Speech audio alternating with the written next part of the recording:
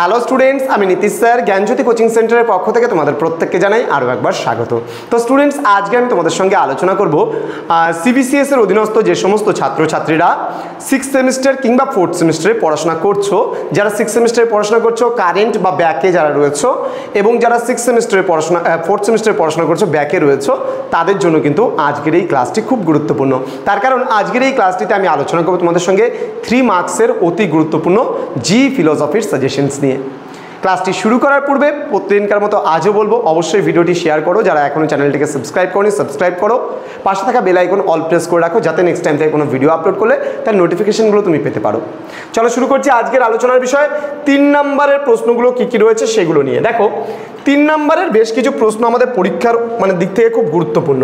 যেমন সংযোজক কি, অমাধ্যম অনুমান বলতে কি বোঝো, অসম বিরোধিতা বলতে কি বোঝো, ন্যায়ের সংস্থান বলতে কি বোঝো, ন্যায় মোট কয়টি সংস্থান রয়েছে, পরিপূরক পদ কাকে বলে, উদাহরণসহ বিবর্তনের সংজ্ঞা দাও।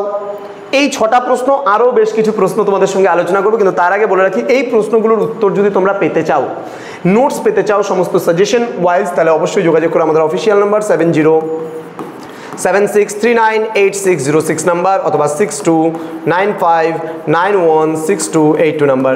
তোমাদের টোটাল কোর্স ফি যেটা রয়েছে শুধুমাত্র 499 রুপিস, পুরো 4টা সাবজেক্টের কোর্স ফি।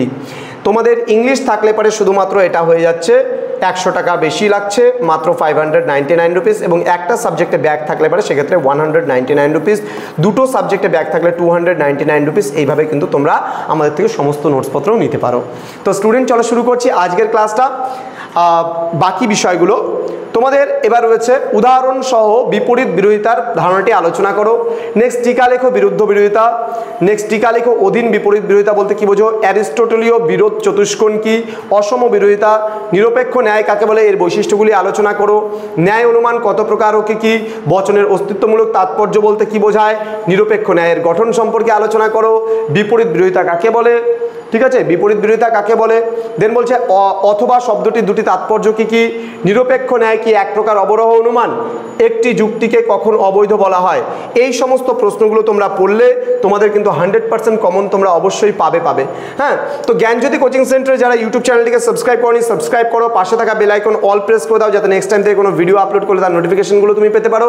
তোমাদের উজ্জ্বল ভবিষ্যৎ গড়ে তুলবো আমরা, এটাই কিন্তু আমাদের প্রতিশ্রুতি। আমাদের অফিসিয়াল নম্বরে তোমরা চাইলে যোগাযোগ করতে পারো সরাসরি। আমাদের অফিসিয়াল ওয়েবসাইট রয়েছে www.gyanjyoti.info লিখে সার্চ করো, অথবা জ্ঞানজ্যোতি কোচিং সেন্টার নামে আমাদের মেইন ইউটিউব চ্যানেল রয়েছে, সেখানেও তোমরা ভিজিট করতে পারো। তো স্টুডেন্টস, তোমাদের সঙ্গে দেখা হচ্ছে খুব তাড়াতাড়ি আরও একটা নতুন ভিডিও নিয়ে। তোমরা প্রত্যেকেই ভালো থেকো, সুস্থ থেকো। Thank you so much, thanks for watching after all, thank you.